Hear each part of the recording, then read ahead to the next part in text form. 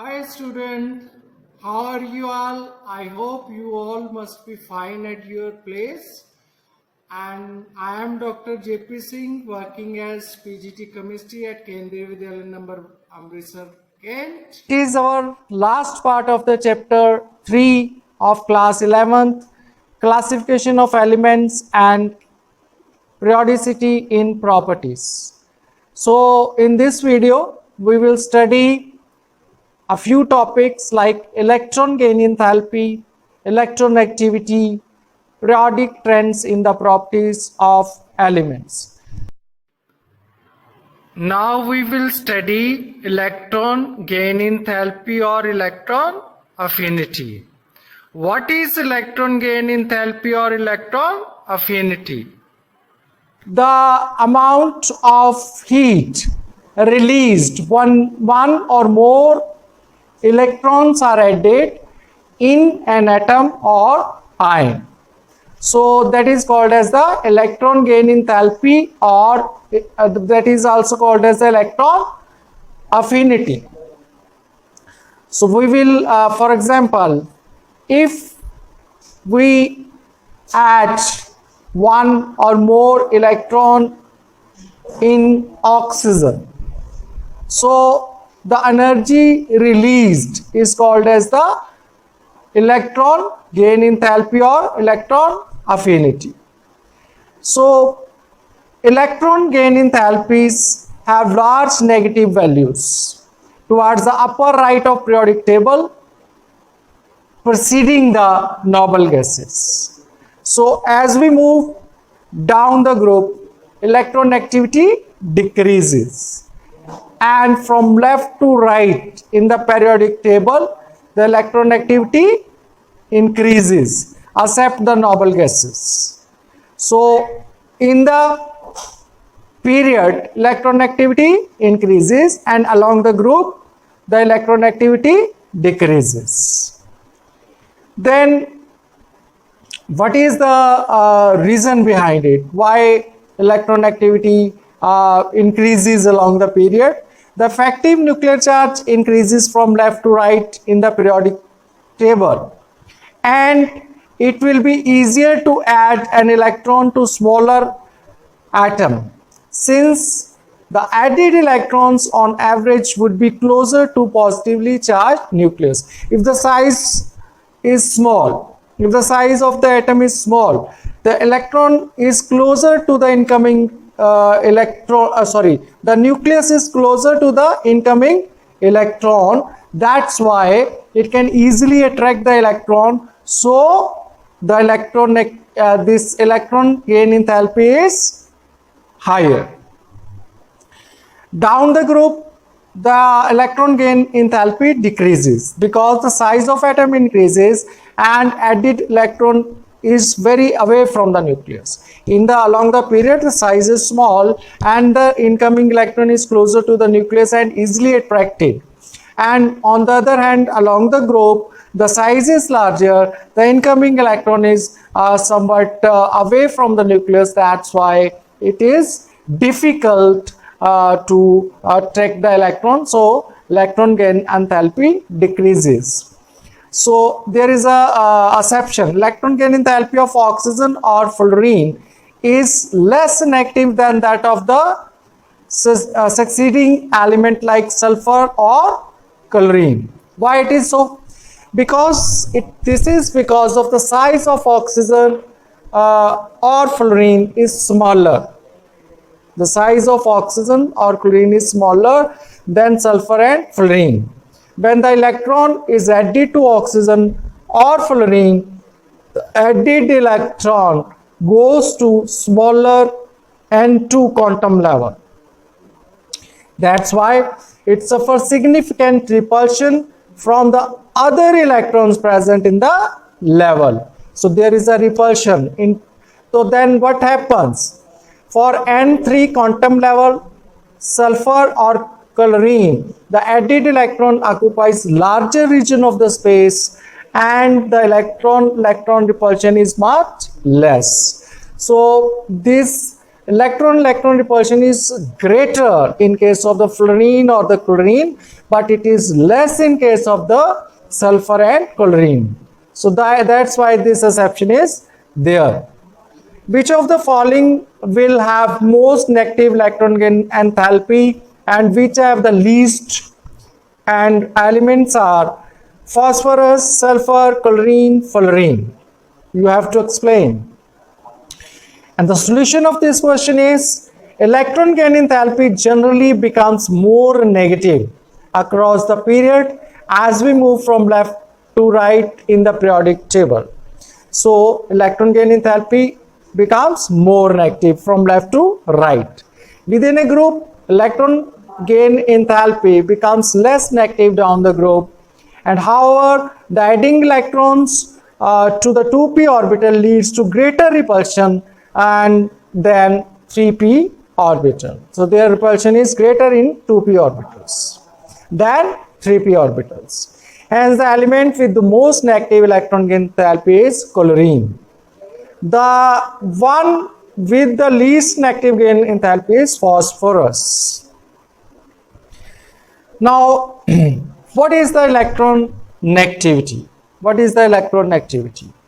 Electron negativity is actually, it is the tendency of an atom to attract a shared pair of electrons towards itself. The tendency of an atom to attract the shared pair of electron towards itself is called as electronegativity. For example, in HCl, chlorine is more electronegative because it is attracting electron density towards it greater than hydrogen atom. So there are so many scales where we can measure the electronegativity of an atom or element. So scales may be a Pauling scale, and then it is Mulliken scales, Zaffe scales, so and some other scales are also there. The one which is the most important is Pauling scale, and fluorine have greater ability to attract the electron. So fluorine is the most electronegative element in the periodic table.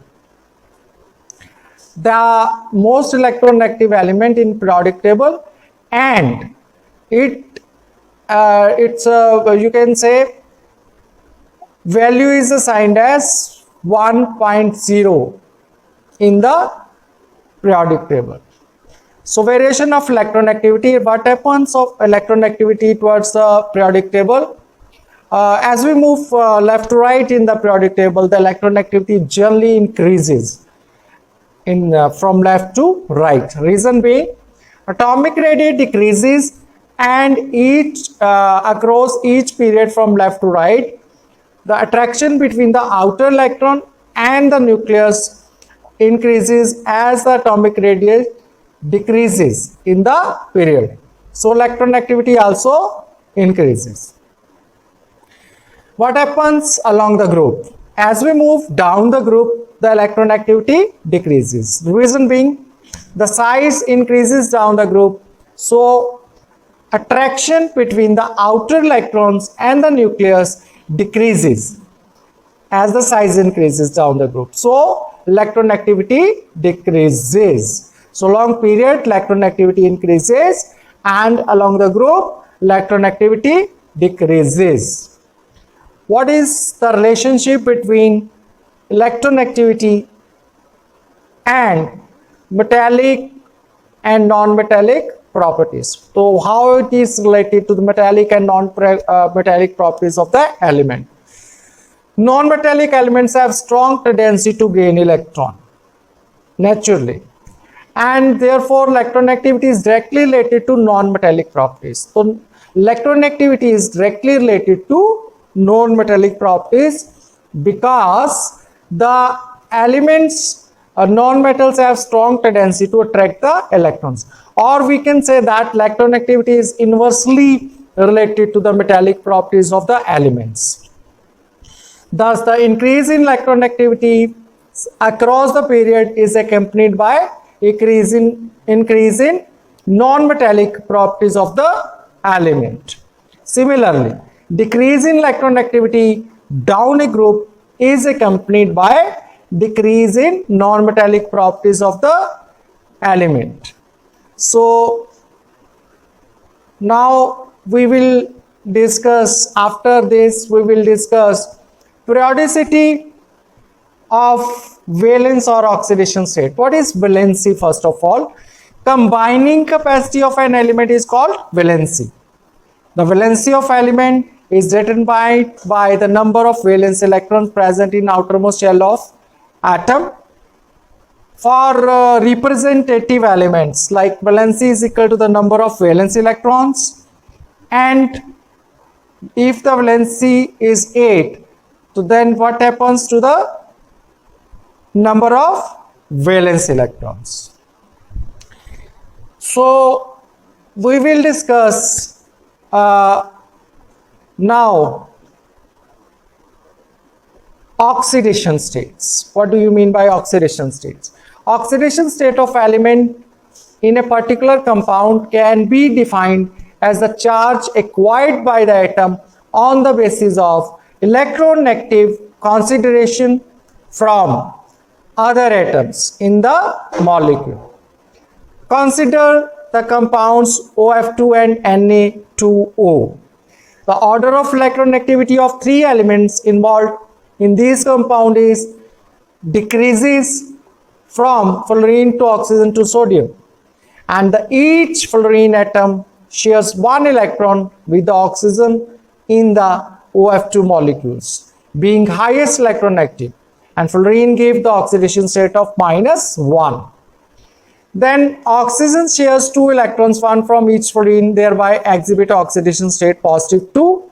In Na2, oxygen being more electronegative accepts 2 electrons, one from each of the 2 sodium atoms, thus show oxidation state of -2.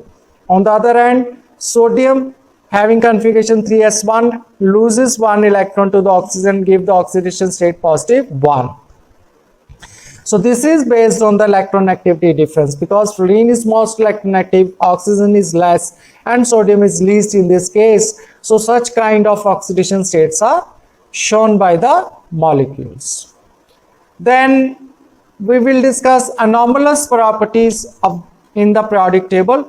Lithium and beryllium, the first element of group 1 and 2 respectively, show some properties which are different from the other members of the same group.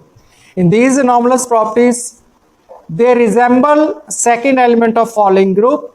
Thus the lithium shows similarity with magnesium and beryllium show similarities with the aluminum. This is called diagonal relationship. You can understand here from the figure, lithium is resembling with magnesium and beryllium with the aluminum. So such type of relation is called diagonal relationship. Diagonal relationship is due to the similarity in the ionic sizes or charge or radius ratio of the atom. So the anomalous properties of second period of the element, the first period of each element from 13 to 16 group also differ in many respects from other elements in their group. The first member of group has only 4 valence orbitals, 2s and 2p available for bonding, whereas the second member of the group have 9 valence orbitals, 3s, 3p and 3d.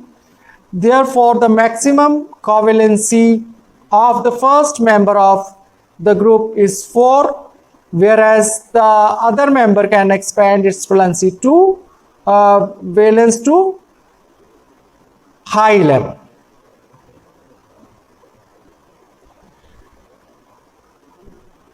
Periodic trends in the chemical reactivity. Metallic character of the element which is highest at extreme left decreases and non-metallic character increases as we move left to right in the periodic table. Chemical reactivity of an element can be best shown by reactions with oxygen and halogen. elements on the two extreme of the period easily combine with the oxygen to form the oxides. The normal oxides formed by the element on extreme left is most basic, whereas the that formed by the element on the extreme right is the most acidic. The oxides in the center are amphoteric or neutral, and examples are also given. Then amphoteric oxides behave as acidic. So this was the last topic of our this chapter. Now you have to solve the assignment of these topics, and it is given here. You solve it. Thank you very much and have a good day.